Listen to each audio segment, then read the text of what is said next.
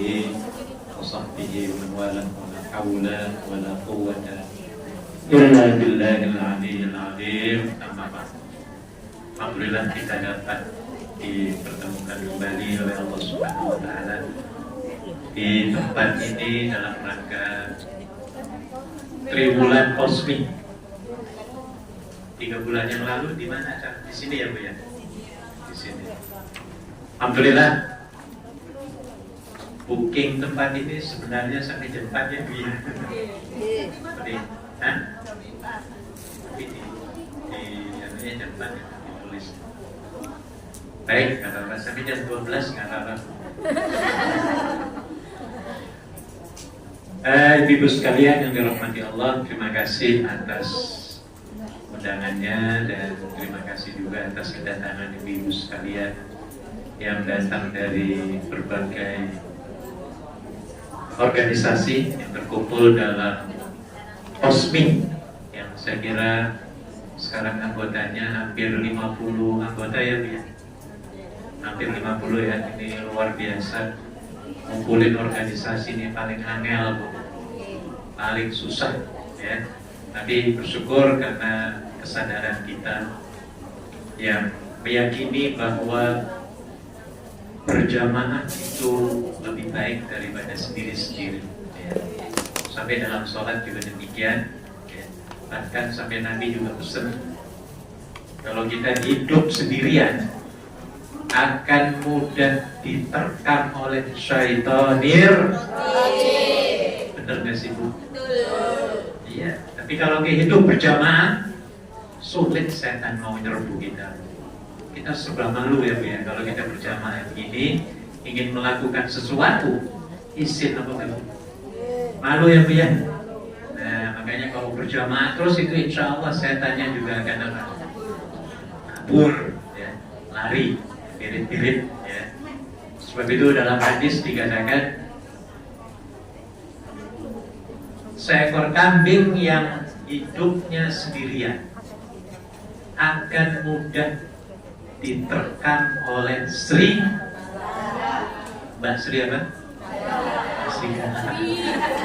Sangat gampang. Kita juga demikian. Coba kalau ada liburan sendirian ya Bu ya, duduk nggak tahu di mana, di bawah jembatan atau di Victory atau di Mongkok sana, kira-kira godaannya gasat apa enggak? Paling nggak enak kalau menurut saya ya. Tapi kalau kita duduk berjamaah seperti ini ataupun dimanapun ya dalam taklim, itu insya Allah ya, setannya akan kabur, kehidupan kita akan menjadi lebih tenang, aman dan damai. Baik ibu sekalian yang dirahmati Allah, dalam triwulan ini saya ingin menyetir tentang tradisi para sahabat dan juga salafus saleh, orang-orang terdahulu. Mereka kalau berkumpul ya seperti ini atau dalam kondisi yang lain, bentuk yang lain, mereka tidak lupa untuk membacakan surat yang saya kira kita semuanya sudah hafal, yaitu surat Al-Asr. Ini tradisi kebiasaan para salafus saleh, orang-orang saleh terdahulu. Ketemu saja baca surah Al-Asr sebelum berpisah ya Bu ya. Tujuannya apa? Di situ ada nilai-nilai nasihat yang luar biasa. Yang saya simpulkan ada 4 hal. 4 itu dibagi 2. Ada 4A, ada 2A, ada 2T yang terkumpul dalam surat Wal-Asri. Sini, fotokopinya ada ya Bu ya. Ikuti saya. Ini saya kira bagus sekali. Isinya luar biasa dan untuk kemajuan ya, Kosmi dan masing-masing organisasi yang kita angkodai, kita setir, kita pimpin ya. Ikuti saya. Bismillahirrahmanirrahim. Bismillahirrahmanirrahim. Wal 'asr. Innal insana lafi khusr. Illa alladhina amanu wa 'amilus shalihat wa tawassaw bil haqq wa tawassaw bis sabr. Artinya tahu semua, Bu? Tahu ya, Bu? Saya yakin ngerti semua. Ya. Baik, saya ulang dan saya akan terangkan. Wal 'asr, demi. Ada yang menerjemahkan, mentafsirkan demi waktu asar. Allah kalau sudah mengatakan demi, ini artinya yang disumpah itu mempunyai objek tujuan yang luar biasa. Jadi kalau Allah sudah bersumpah dengan waktu, artinya dengan waktu ini kita harus watch out. Apa watch out itu? Waspada. Waspada, berhati-hati dengan waktu yang telah diberikan oleh Allah kepada kita sekalian. Terutama di sini sebagian ahli tafsir wal 'asr, pada waktu asar. Al-asr ada yang mentafsirkan waktu asar. Kenapa sampai Allah bersumpah dengan waktu asar? Biasanya ibu-ibu dari dulu sampai sekarang juga, yang namanya terutama lelaki, yang namanya habis kerja, kemudian waktunya sore, biasanya ya orang zaman dulu maupun sekarang, habis kerja itu biasanya ngapain orang yang Lelengan. kopi ya benar. Itu kalau zaman sekarang di Hongkong, itu di banyak di Lokat Road itu loh, penuh barbaran itu loh. Ya, habis kerja itu ya mampir dulu ke situ. Ya kalau mereka kan bukan orang Islam ya dia. Ini yang orang Islam kadang-kadang ikut-ikutan sehingga apa? Lupa sholat asarnya, ya Bu ya. Lupa balik ke rumahnya. Sementara orang itu ditunggu-tunggu oleh siapa? Suami atau istri? Ya suami istri lah yang di rumah ya Bu ya. Ya paling tidak istrinya menunggu-nunggu, anak-anaknya menunggu-nunggu. Kadang-kadang sampai malam gak pulang ini Bu, ya. Maka sampai Allah menurunkan ayat ini, wal 'asri innal insana lafi khusr. Innal insan, sesungguhnya manusia kita semua ini lafi khusrin, pasti dalam keadaan apa? Merugi, bangkrut, apa lagi Bu? Tekor, tahu tekor ya Bu? Apa lagi Bu? Bangkrut, merugi, tekor, gagal, menderita, dan lain sebagainya. Ya, ini Allah yang bicara dari mulai Nabi Adam sampai sekarang. Ya, ayat ini digeneralkan. Ya, semua manusia pasti dalam keadaan merugi. Di situ ada eksepsi, ada pengecualian.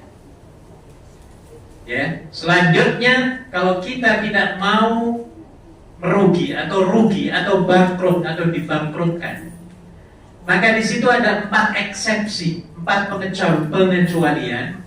Yang pertama adalah amanu. Apa Bu? Amanu. Apa artinya amanu? Kecuali orang-orang yang beriman yang tidak akan dirugikan dan dibangkrutkan oleh Allah Subhanahu wa ta'ala. Karena bagi orang beriman ibu-ibu, apapun yang terjadi, semua membawa pahala yang banyak ya dari Allah Subhanahu wa ta'ala. Ketika kita beriman, ibu-ibu kalau misalnya minta maaf ya, Anda datang ke sini pakai sepatu yang baru beli, harganya 299, bukan, 2.999. Setelah kita keluar dari sini, tiba-tiba hilang sepatu kita, Bu. Berapa harganya, Bu? 2.999 hilang. Ayo kira-kira reaksi Anda bagaimana, Bu? Sedih sekali. Mau marah, dongkol, kesel, nuduh orang, ataupun mengucapkan Alhamdulillah, sepatu aku masih laku. Yang mana Bu kira-kira? Bongkol. Itu namanya belum, kelasnya masih kelas apa nggak tahu namanya. Nah, bagi orang yang beriman, wah dia langsung akan mengatakan inna lillahi. Dan itu bukan kerugian sebenarnya, ya, bukan kerugian yang artinya menjadikan dia miskin, tidak. Ya. Sebenarnya dengan mengucapkan inna lillah, apalagi ada doa yang selanjutnya ya, Allahumma ajirni fi musibati wa khulufni khairan minha. Ya Allah, berilah pahala dalam musibahku ini dan gantikan ia dengan yang lebih baik. Ini orang beriman. Maka bagi orang beriman, istilah rugi itu nggak ada istilah rugi itu sebenarnya. Semuanya berbuah apa? Pahala semua. Ya. Jadi dengan hilangnya sepatu, malah justru akan mengayakan orang lain. Setuju nggak Bu? Menyenangkan orang lain, setuju Bu? Setuju. Siapa yang disenangkan?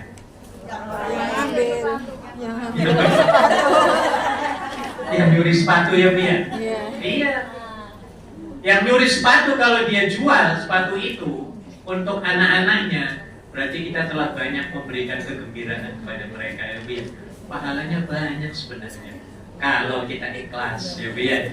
Nah, makanya bagi orang beriman itu semuanya berbuah pahala kebaikan semua. Sampai Anda ketika jatuh kesandung, ya. Bagi orang beriman, berpahala itu. Bagi anak jalan kesandung, ya. Dia akan mengucapkan apa? Inna lillah. Langsung menghubungi Allah. Bagi orang yang tidak beriman, kira-kira reaksinya gimana habis kesandung?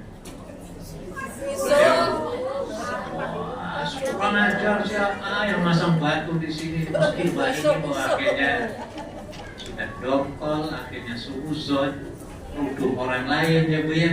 Sudah begitu, hatinya apa Bu? Sakit, kepalanya nut-nut, kakinya bengkak ya Bu ya. Nah, jadi banyak kerugiannya. Sebab itu bagi orang beriman, whatever happen, kalau dia ikhlas dan mempercayai bahwa itu adalah takdir dari Allah, akan banyak memberikan pahala ya untuk orang itu.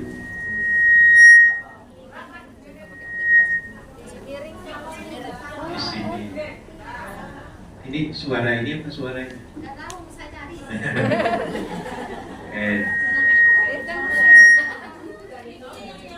Illal ladina coba saya pindah ke sini. Tes. Wah, lebih enak. Tes. Ayo pindah ke sini Bu, mukanya pindah ke sini.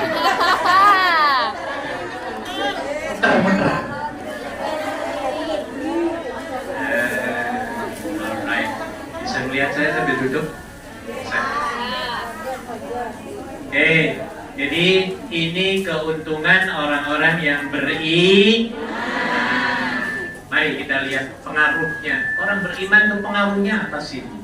Lihat pada nomor 4 ya Bu ya. Sini fotokopian. Ya.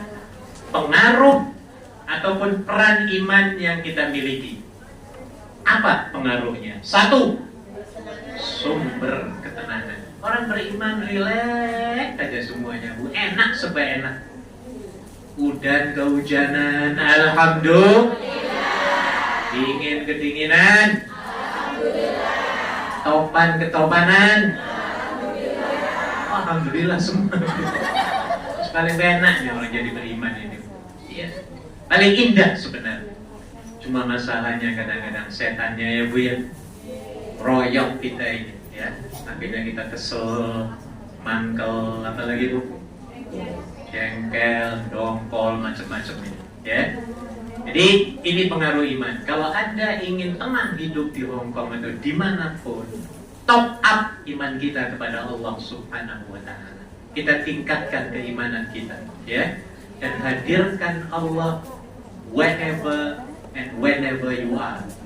Ya, dimanapun kita berada, kita hadirkan ya Allah Subhanahu wa Ta'ala. Kedua, apa lagi? Hati jadi bersih dari prasangka buruk, ya. Enak orang beriman itu. Ketiganya, kita percepat.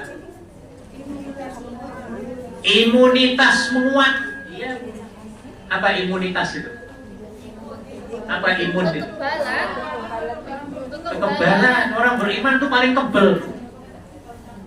Paling kebel. Dimarahi kok malah senyum. Betul apa enggak? Kesandung kok malah berdoa. Hebat apa enggak, Bu? Hebat. Kayak Nabi itu, Bu. Nabi mau dibunuh, dilempari batu, kok enggak balas dendam, malah rilek-rilek. Malah mendoakan Allahumma hdi qaumi fa innahum la ya'lamun. Tenang hati Nabi. Ya. Kita baru satu kata aja ya Bu ya, ditusuk ya Bu ya. Rasanya apa Bu? Kok bisa tidur ya Bu ya? Banyak. Nah ini perlu ya, iman kita di top up supaya imunitas mental, spiritual, fisikal akan menjadi kuat. Makanya bagi orang kafir, orang Israel itu sangat sulit sekali melenyapkan, menghapuskan orang-orang yang imannya kuat. Sulit. Iman itu kalau kuat sulit dieliminir, dihapuskan, dihancurkan. Susah, nggak bisa. Nggak bisa, ya. Maka orang-orang yang anti-Islam itu yang pertama kali mereka ingin hancurkan umat Islam itu dari masalah iman dulu. Kalau orang Islam imannya lemah, gampang kan disuap, gampang disogok, gampang banget. Makanya ini tantangan bagi orang-orang ya yang musyrik, tidak mengenal Allah Subhanahu wa Ta'ala, yang ingin menghancurkan orang-orang yang beriman. Oke, nomor 5. 4. Hidup jadi semangat, kerjanya keras. Ini karena iman kita kepada Allah. Dengan mengimani bahwa Anda hadir di tempat ini, Allah akan menurunkan as-sakinah kepada kita semuanya, ya. Dan Allah akan mencatat kehadiran kita ini, ya, sebagai amal, sebagai kunci, sebagai jalan untuk mendapatkan password ataupun PIN ataupun kunci jalan menuju surga. Harus kita imani, ya. Maka kita sampai di sini nih karena iman ya Bu ya. Coba kalau kita nggak imani seperti ini, mungkin separuh-separuh mau datang atau enggak. Ini, ya. Oke, nomor berapa lagi? Nomor 5. Ketenangan hati jadi mantap. 6. Meteran hidup berada di zona yang aman bagi orang yang beriman. Indah kayak Nabi Ibrahim, Bu. Nabi Ibrahim mau diapain saja oleh Namrud dan konco-konconya, oleh musuhnya, beliau tetap rileks. Kenapa? Gak pernah gemeter, gak pernah tegang, ya. Ini karena keimanannya lebih dari 100% dipegang oleh dia, ya. Dengan mengimani whatever happen. Apapun yang terjadi, terjadilah. Ini keimanan siapa? Nabi Ibrahim alaihi salam. Makanya ketika beliau diponis bakar sampai mati, gak gemeter Bu, tenang, rileks. Dia punya Tuhan kok, ya. Punya Tuhan yang mengamankan, yang disebut sebagai, bisa juga Al-Mu'min. Ibu ada yang hafal Asmaul Husna? Ada nggak Al-Mu'min di sini? Ada. Coba dari mulai awal. Wallahu alladzi la huwa al-malikul qudusus salamul mu'min. Ada nama saya. Dan cukup. Ada Al-Mu'min, ada Al-Muhaimin. Al-Mu'min, Allah itu Al-Mu'min, maksudnya Allah itu serba mengamankan kita. Mukmin. Nah, ini ya. Jadi Nabi Ibrahim yang seharusnya ketakutan, gemeter karena mau dilemparkan ke dalam kobaran api, tapi beliau meyakini bahwa Allah Maha Kuasa. Allah Maha hebat untuk melawan tipu daya ya musuh-musuhnya. Akhirnya apa, Bu? Dengan kepercayaan lebih dari 100%. Ketika Ibrahim dilemparkan ke dalam kobaran api, tinggal 1 jengkal saja dengan iman beliau ini, Bu. Allah langsung intervensi di situ. Dengan mengatakan apa? Ya nar, wahai geni, tahu geni?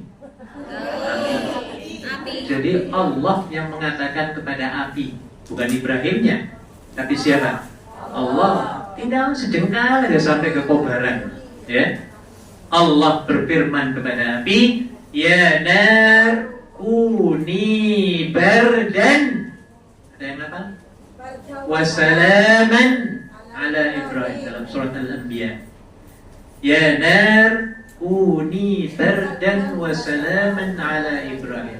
Wahai geni, jadilah kamu itu bardan wassalaman. Bardan itu apa? Yo, kalau kedinginan juga mati juga. Benar apa enggak? Pernah Anda masuk kulkas 1 jam? Belum. Mau coba-coba? Kan enak dingin, Bu. Dingin juga bisa mematikan. Tapi di situ ada kata-kata wassalaman. Dingin tetapi mensejahterakan. Kayak kita sekarang yang dingin ya, Bu ya. Dinginnya kan enak ya, Bu ya. Bukan dingin yang menyiksakan. Nah, ya. Kayak Nabi Ibrahim ketika dilemparkan ke dalam kobaran api, beliau malah justru menikmati bangunan kobaran, apa namanya itu? Ada kayak bangunan gitu yang dilem.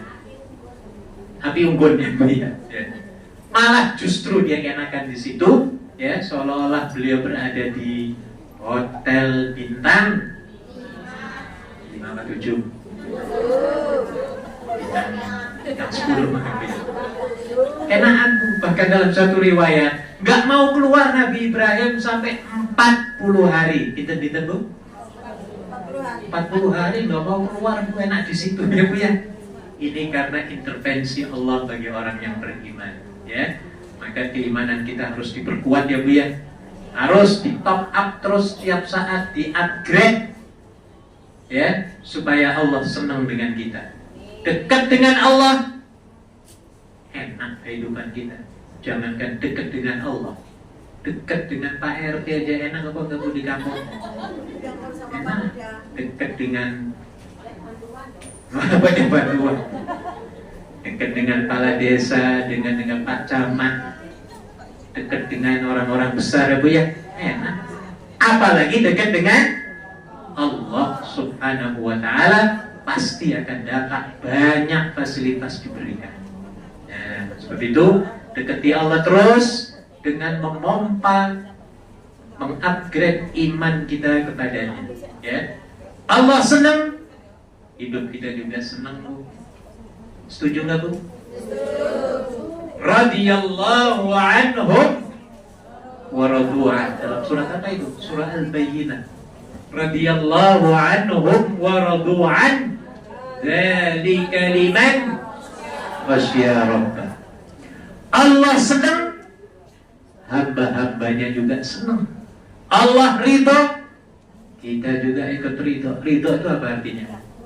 Senang. Ridho itu artinya apa? Senang. Allah senang, pasti kita senang.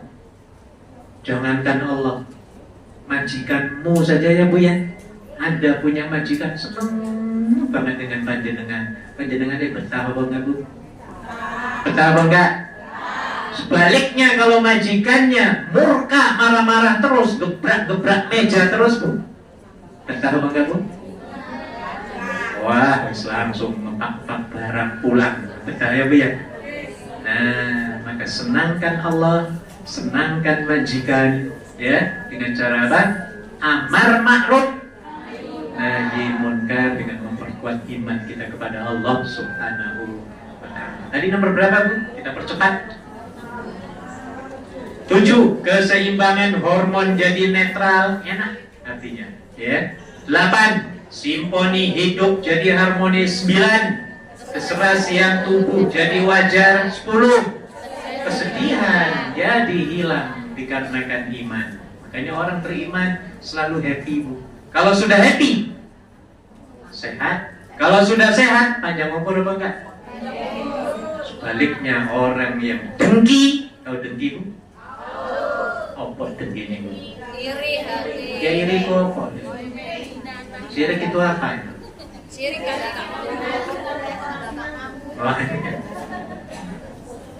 Kejam-kejam ketika melihat orang lain apa? Senang, gembira, sukses, lulus, nggak dia apa-apain, panas dingin dia. Ini namanya orang apa? Iri. Orang beriman dia akan cepat mengucapkan alhamdulillah teman aku ini sukses. Aku mau belajar dari dia. Nah, harusnya kayak gitu ya, biar malah justru dia tambah semangat dalam kehidupan. Beda dengan orang yang iri dengki, ya Bu ya. Tangga punya motor, wah langsung kejang-kejang dia, Bu. Bener apa enggak? Padahal dipegang juga enggak, dikatain juga enggak, ya Bu ya. Nah ini Bu. Jadi ini berbeda. Oke, nomor 11. Menampakkan akhlak yang mulia. Ini dampak dari kehidupan orang yang beriman kepada Allah Subhanahu wa ta'ala. Makanya Ibu dalam berorganisasi, please top up iman Anda, ya, supaya kita aman dalam berorganisasi, kompak, ya Bu ya, serasi, saling membantu, ya. Untuk apa sih main jotos-jotosan ini? Gak ada gunanya dan bahkan banyak dosanya jadinya, ya. Nah, jadi bersatu atas dasar iman, ya, yang tujuannya adalah ibtigha'a mardatillah, untuk mencari keridhaan Allah Subhanahu wa ta'ala. Bagaimana caranya untuk mentop up iman kita supaya kita selalu stabil? Kan iman itu kan kadang-kadang naik, kadang-kadang turun. Kayak apa, Bu? Air laut. Oh, air laut. Bukan air laut, selain air laut apa lagi? Gak kayak HP-mu itu loh, baterai itu. Kadang-kadang naik full, Bu ya. Kadang-kadang drop banget iman kita ini, ya. Kadang-kadang kuat. Nah, kalau di sini lagi kuat iman kita, insya Allah ya Bu ya. Iya, insya Allah kita lagi kuat nih sekarang ini. Tapi kadang-kadang nanti sudah pulang ke rumah majikan, drop lagi, ya nggak apa-apa, di top up lagi besoknya. Ya namanya iman, yazidu wa yanqus. Kadang-kadang naik, kadang-kadang turun. Apa Bu? Ambruk. Nah, caranya ini ada 4. 1. Amalkan sifat Allah. Masih ada yang hafal lagi sifat 20? Sifat Allah 20? Wujud kinaba mukhalaf qiyamuhu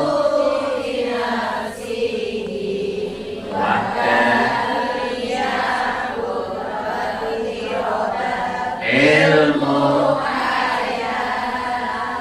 sama asal. Terus Bu,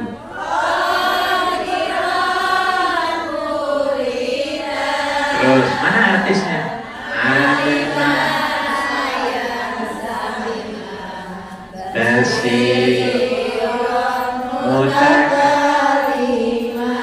Ini Bu, kalau kita memahami 20 sifat kemudian kita amalkan, wah luar biasa ini.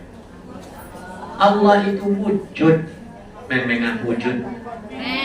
Apa wujud? Bu Nuris apa nih wujud Bu Nuris? Wah, kita santri, lulusan santri teladan. Terlihat Pak. Wujud artinya apa? Ada di sini. Allah itu ada di mana-mana. Maka jangan melakukan maksiat ya Bu ya. Jangan sekali-kali. Walaupun maksiat itu kecil. Nah ini ringan, ini Allah kan maha pengampun. Kan biasanya setan bisiki ya Bu ya. Nah maka ibu, ketika Anda termasuk saya ingin melakukan maksiat yang dilarang oleh Allah, ya, maka kita harus meyakini. Meyakininya bagaimana? Ketika kita dihadapkan dengan maksiat, jangan memandang besar kecilnya maksiat ataupun dosa, tapi kepada siapa kita mendosa atau mendosa? Melakukan dosa, yaitu kepada siapa? Allah Subhanahu wa ta'ala. Jadi kalau kita mengamalkan 20 sifat ini luar biasa, kita akan menjadi orang yang mukmin, takwa, dekat dengan Allah, ya, dan akan menjadi aman. Aman gara-gara iman, amin, aman. Iman, amin, aman. Amin itu apa artinya? Terkabulkan. Orang yang dipercaya. Kalau wala dolin ya kabul, betul itu. Itu A-nya betul. A-nya panjang. Kalau ini amin. Kalau wala dolin A-nya panjang. Amin. Kalau ini amin. Orang yang amanah. Ya. Jadi orang yang beriman pasti amanah. Ya, orang yang amanah pasti akan mendapatkan aman, keamanan. Ya. Oke, itu yang pertama. Kedua, hadiri pengajian. Ini termasuk obat penguat apa Bu? Iman kita kepada Allah. Termasuk nih, maka ibu setiap kali ada hiburan, pengajian, please attend the pengajian anywhere, anytime.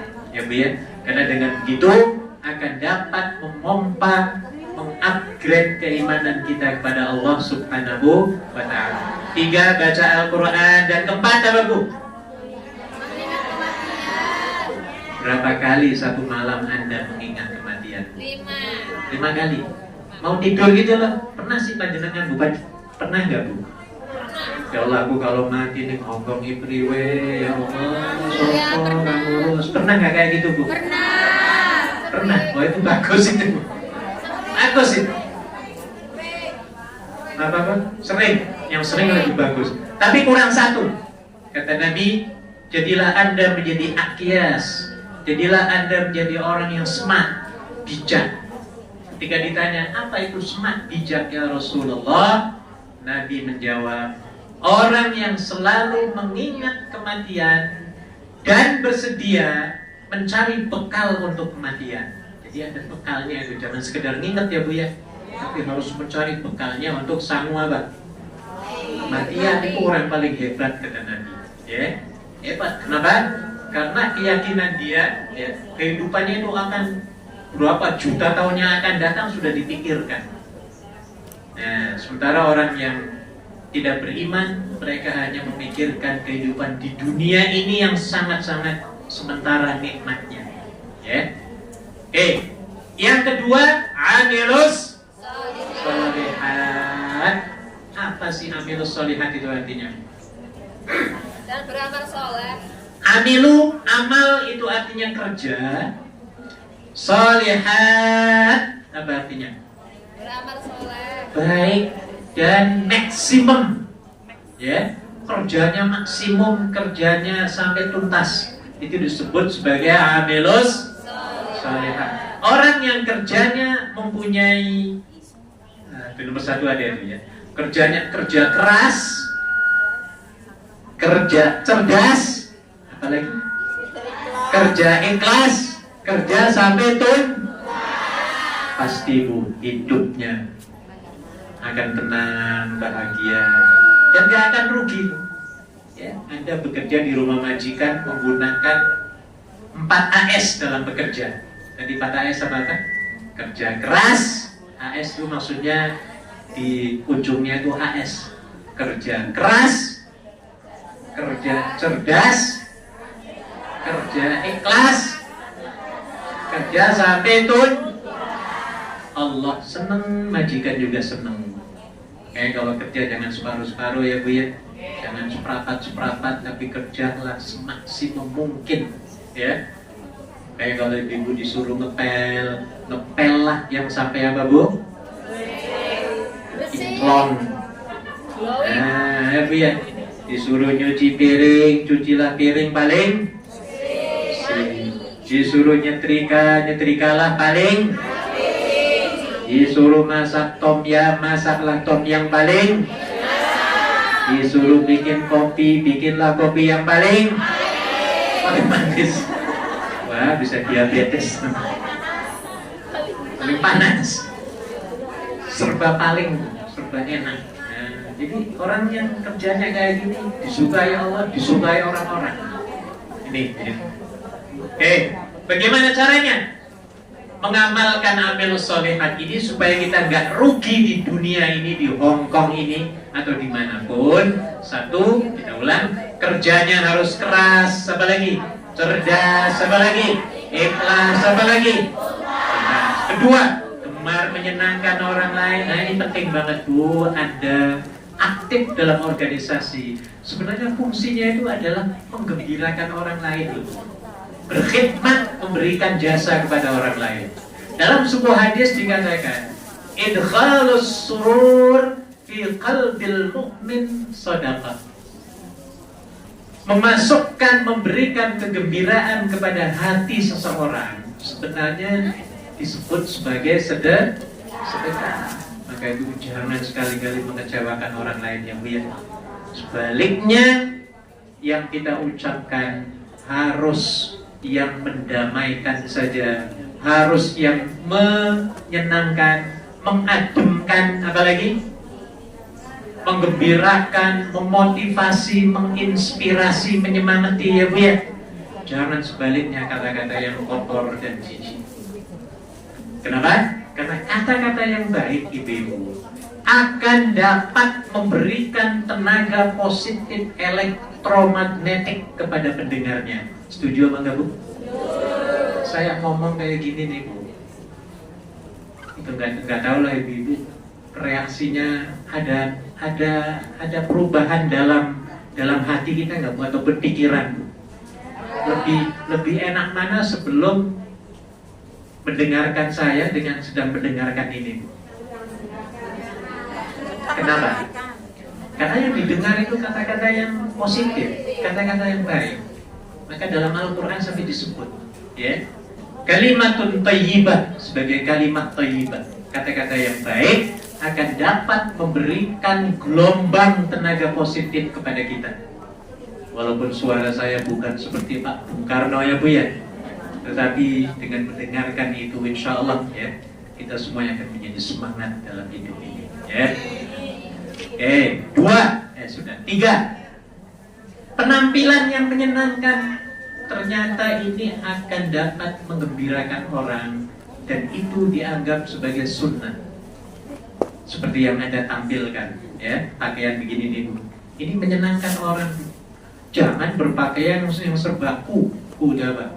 Kucel, kumat, kusut, apa lagi? Kurang. Kurang itu maksudnya kurang rapi. Apa ya? Kutil, kurang teliti. Yang harusnya kancingnya sebelah sini, dia ngancingnya ke sini. Nah, ini namanya kutil itu. Dan itu mengakibatkan, sebenarnya kalau menurut saya ya, mengakibatkan bikin orang jadi dosa. Kenapa? Karena orang akan membenci kita. Ih, orang ini jijik banget kan, gitu ya Bu ya.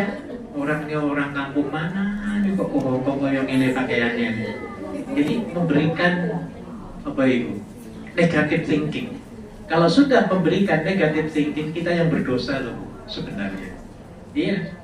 Sebab itu dalam berpakaian, berpenampilan harus yang menyenangkan orang lain, yang rapi. Pokoknya antiku lah. Jangan sampai kurang. Apa kurang itu? Kurang rapi, kudis, kurang disiplin, kutil, kurang teliti, kuman, kurang iman, kurang mandi gitu. Ya terserah lah dengan mau tafsirkan sendiri ya Bu ya. Nah, Jadi ternyata berpakaian ini mempunyai dampak kepada orang lain, ya. Dan tentunya ya akan kembali ke dosa ataupun pahala tergantung pada pakaian kita. Apalagi 3, 4 mampu memaafkan. Wah, ini berat banget ini ya Bu ya. Termasuk amal soleh adalah mampu memaafkan siapapun. Maka tadi pagi dalam rapat pengurus tadi ya Posmi, saya tampilkan 2 yang harus diingat-ingat dan lupakan 2 yang harus dilupakan. Lupakan 2, ingat-ingat 2. Ada yang masih ingat Bu? Lupakan 2, lupakan 2, ingat-ingat. Ayat 2 lupakan apa masih ingat ya? 2 lupakan.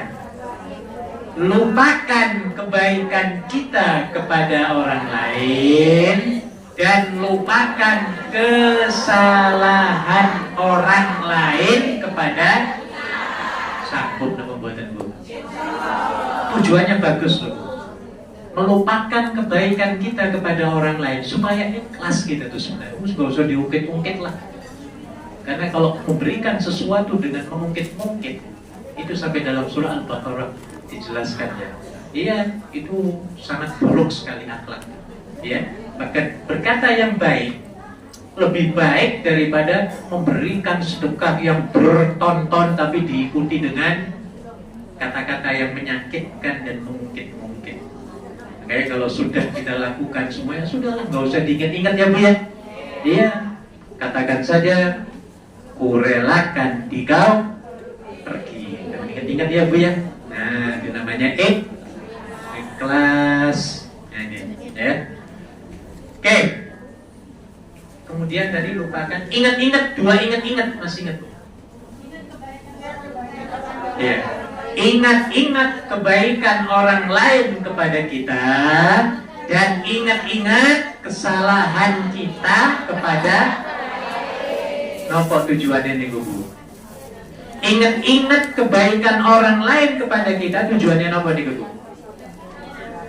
Iya, supaya kita mengingat dia itu supaya bersyukur terus, ingat terus, mendoakan dia. Bila perlu kita tahu dirilah, dulu dia bantu kita, sekarang aku bantu dia. Itu maksudnya ya. Kemudian yang satu lagi, ingat-ingat kesalahan kita kepada orang lain. Apa maksudnya? Supaya kita rajin minta maaf. Kayak minta maaf, jangan sampai segan-segan ya. Nah, upayakan. Oke, kita teruskan. Untuk mendapatkan amil sholihat. Wah, tadi nomor 6-nya belum ya Bu ya. Sebentar lagi. Apa nomor 6 Bu? Kita percepat. Senyum yang tulus. Ada nggak sih senyum nggak ikhlas Bu? Ya mungkin ada ya Bu ya. Nah, makanya kalau mau senyum, senyumlah yang tulus. Supaya dikatakan oleh Nabi, at-tabassum ala wajhi akhika sadaqah. Senyum di hadapan muka saudaramu dianggap sebagai apa? Sedekah. Smile is charity. Meng-mengan. Smile is charity. Tolong dihafal nih Bu. Nanti ceramah di kampung masing-masing. Oh kok smile. Smile is charity. Apa artinya? Senyum itu adalah charity, sedekah. Tapi jangan senyum 24 jam. Wah, ini bahaya nih ya. Nah. Oke, nomor 7, ucapan yang lembut yang sering saya sampaikan dengan istilah tensoplas. Masih ingat? Tensoplas, kalau bicara dengan siapapun harus tensoplas. Tennya tenang, sonya sopan, paknya fasih. Harus fasih ya Bu ya. Berbicara harus fasih, harus pakai grammar gitu loh kayak bahasa Inggris. Itu Bu. Tapi dalam bahasa Jawa kalau bisa gunakan bahasa kromo inggil, sakit membuatnya dengan. Insya Allah kalau masing-masing kita dari Jawa ini ya menggunakan bahasa kromo inggil, yang namanya di organisasi insya Allah akan tenang, gak ada gaduh-gaduhan insya Allah. Ada nggak suami istri yang perang pakai bahasa Kromo Inggil? Ada, Bu, pernah lihat, menyaksikan? Atau panjenengan sendiri pernah merasakan? Bisa cancel nggak jadi ya Bu ya? Nah ini maksudnya ya. Oke, 8, selalu menyapa, please ini yang sering berseberangan ya Bu ya. Sering ditegur permut. Ada nggak ditegur permut? Nanti kita bahas setelah ini ada. Oke, 9, menjadi sumber keamanan. Dan yang terakhir, hindari 4 ku yang tadi saya sebutkan. Kurang, apa lagi? Kudis, kutil, kuman. Mau tambah lagi 1 boleh? Kusta. Nah, monggo silahkan diterjemahkan sendiri ya. Yang kedua, kita harus hindari hal-hal beberapa item berikut. Yang pertama, hindari nomor 1 apa Bu? Please Ibu, kalau kita melihat teman kita lebih bahagia, kita hanya harus cepat mengucapkan gong he. Berani Bu? Harus berani Bu, harus berani ya Bu ya. Nah, insya Allah akan jadinya enak. 2, hindari sifat marah. Pernah marah Bu? Sekali-kali adalah, tapi jangan yang tinggi marah. Tinggi marah itu ada 3 Bu. Ada yang marah rendah, pertengahan, dan nggak sampai terkendali ya. Nah, jadi ya wajar, tapi jangan keseringan ya Bu ya. Karena kalau sering marah akan cepat tua. Kalau sudah cepat tua cepat Mati. Nah ini maka hindari ya. Kemudian hindari juga bau badan. Ayo sekarang cek and recheck. Ayo kelekmu. Pagi Pak. Saya tadi saya sholat. Waduh, sebelah kiri kanan baunya sampai saya nggak busuk. Bener. Iya, sampai saya itu hafal orang yang mana yang bau, mana yang bisa hafal. Makanya saya pilih-pilih. Ketika dia ada orang baru gitu ya. Iya, saya hafal bener karena akan mengganggu. Kayak Nabi pernah pesan pada sahabatnya, jangan datangi masjid untuk sholat selagi mulutmu masih bau apa? Ya orang Indonesia ya petela, orang Arab bawang. Nah, dan ini yang di bawah itu sering apa namanya sendawa atau sendawa Bu. Malah justru dimain-mainin sendawanya. Waduh, saya kesel banget. Harusnya kan ditutup, di stop itu ya Bu ya. Ini malah saya di sebelahnya itu. Waduh, ini orang Badui mana? Orang kota mana? Bukan kampung ya Bu ya. Gak tahu banget perasaannya Bu ya. Padahal sudah dinasihati oleh Nabi. Jangan datangi masjid ketika mulutmu masih bau apa? Hati-hati ya kalau kita jengkol, apalagi terasi ya. Kalau terasi enak ya Bu ya. Pokoknya yang bau lah yang gak enak. Termasuk sini bau badan. Nomor 6, langsung nemuin hati. Mentertawakan orang, hati-hati Bu, orang akan tersungging nantinya. 7, apa Bu? Merusak kebahagiaan orang lain, hati-hati. 8, penampilan yang kurang menarik. Kita pindah ke sebelah 4. Oh tadi sudah lompat ini. Penghinaan. 5, oh ini bahaya ini. Pernah panjenengan ngompori orang Bu? Hati-hati Bu, hati-hati Bu. Gara-gara dikompori akhirnya ada yang sampai cerai Bu. Ada Bu, ada yang sampai ke saya, Pak, saya Pak ini dicerai oleh suami maksudnya. Kenapa Bu? Pak, teman saya itu ngompori Pak. Ya, saya itu katanya di sini main laki-laki gini. Padahal kan dia aktif di pengajian ya Bu. Akhirnya sampai di sana suaminya itu langsung tuh, mulai hari ini aku bukan lagi suamimu. Waduh. Gara-gara apa Bu? Dilompori, hati-hati Bu ya. Sampai diluncurkan dalam surat Al-Lahab. Hati-hati Bu. Apa surah Al-Lahab? Tabbat yada. Apa artinya? binasa dan hancurlah yang namanya Abu Lahab. Tapi Abu Lahab sebenarnya bukan nama benar, nama julukan. Abu Lahab itu pengompor itu. Orang yang suka ngompori orang yang suka manas-manasi orang yang suka mengapi-apikan orang yang suka bakar-bakari orang, ngobong-ngobongi orang, hidupnya akan hancur dan celaka sebenarnya. Iya, nggak ada orang yang suka ngompori hidupnya tuh enak-enak, tuh nggak ada, Bu. Mesti mukanya itu nggak pernah ceria, Bu. Betul apa enggak, Bu? Iya, karena memang jiwanya seperti itu, ya, panas, mukanya jadi panas karena sering apa? Ngompori ya, ya.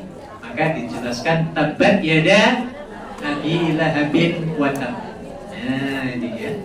Oke, kemudian dampak ketika kita berbuat baik amilus sholihat tadi, dampaknya apa, Bu? 1, merasa lebih tenang. 2, menjadi penyayang. 3, berkontribusi pada dunia yang lebih bahagia. 4, akan mendapatkan balasan kebaikan. 5,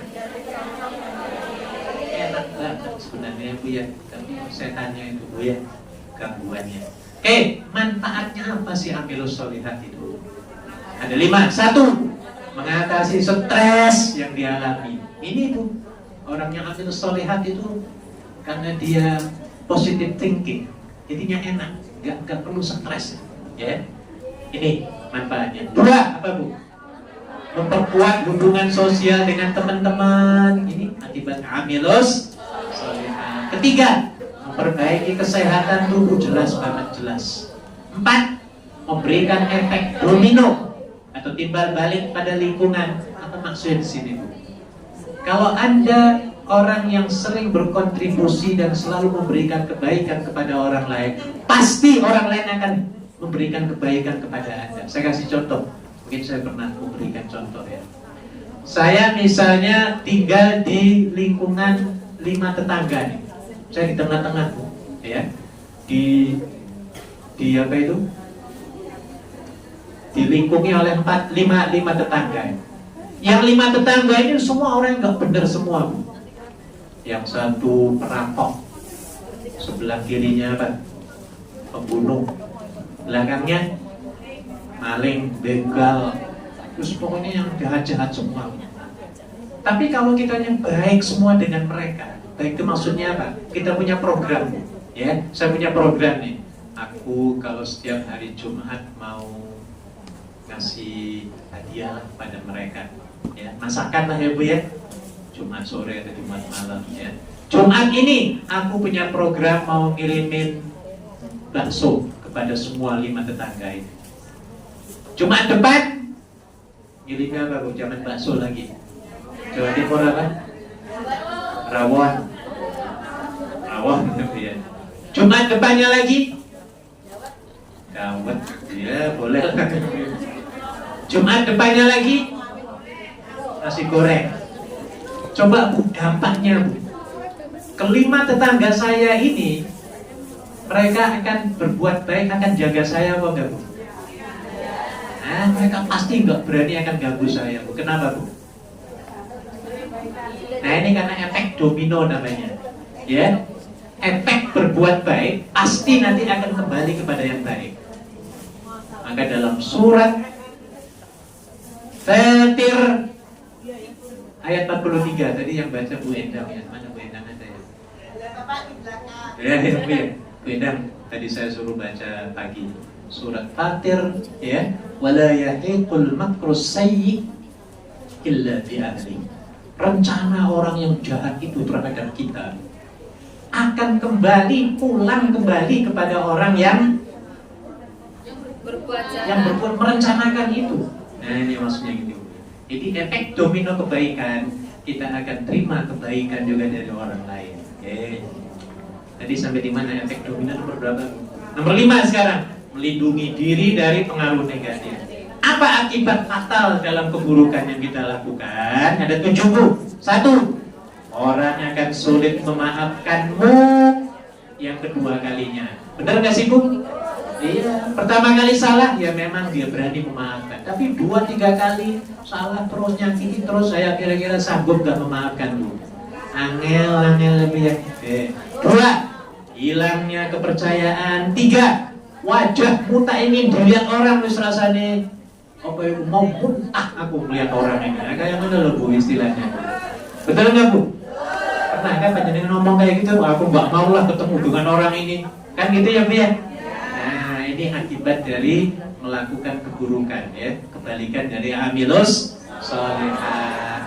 4, orang lain tak akan hormat, jelas banget Bu. 5, sulit dalam pergaulan, betul? 6, keburukan akan mempengaruhi orang lain. Dan yang ke-7, akan menerima balasannya dunia dan dikit lagi. Yang ke-3, tawasau bil haq, yang artinya apa? Nah, ini ngumpul-ngumpul dalam begini ini ya. Kalau saya menasihati Anda, sebenarnya saya sedang menasihati diri sendiri sebenarnya. Ya, karena dengan memberikan nasihat ini saya semangat, Anda juga semangat. Ini maksudnya ya.